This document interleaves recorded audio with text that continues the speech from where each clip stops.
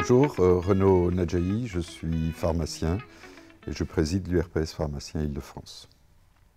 Je suis Philippe Muller, je suis président de l'association SIC, Association pour le soutien à l'insuffisance cardiaque.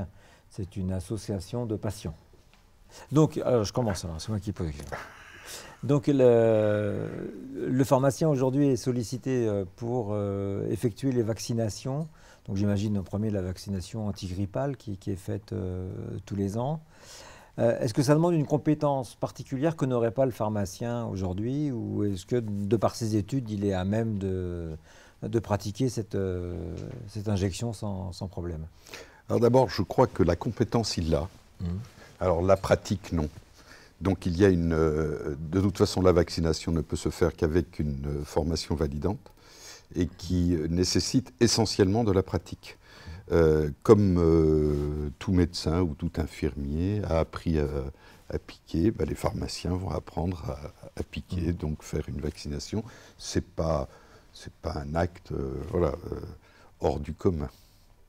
Est-ce que c'est logique pour le pharmacien de passer de la fourniture du vaccin à l'inoculation du même vaccin, ou est-ce que ça demande un effort intellectuel pour se dire que maintenant ils ne vendent plus seulement le vaccin, mais ils l'injectent Je crois que le regard du patient va changer sur le pharmacien à travers un acte finalement pas très invasif.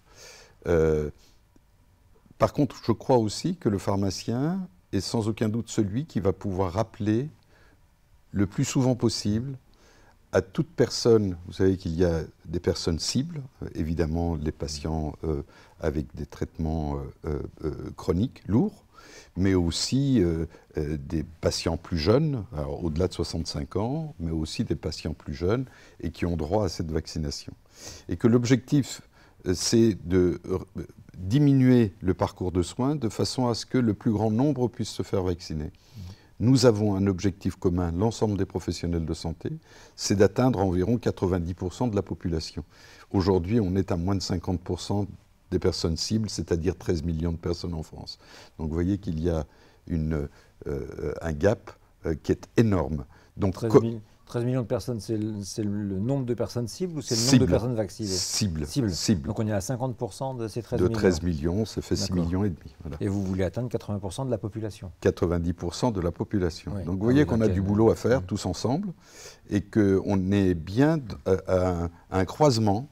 C'est comment est-ce qu'on va faire plus de prévention plutôt qu'une politique curative, et comment est-ce que l'ensemble des professionnels de santé vont augmenter le taux vaccinal.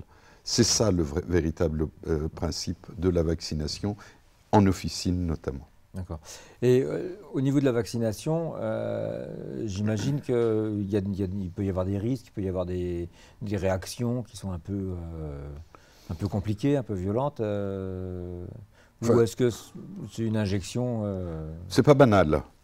C'est pas un acte banal. Il faut surveiller un certain nombre de paramètres juste après la vaccination, raison pour laquelle pendant une dizaine de minutes le patient sera en observation à l'officine, et comme d'ailleurs chez le médecin ou chez l'infirmier. Donc, mais ce n'est pas un risque majeur. Il y a des risques, oui, il faut les identifier, oui, et il faut surveiller, oui, donc on le fera comme tous les autres professionnels de santé. D'accord.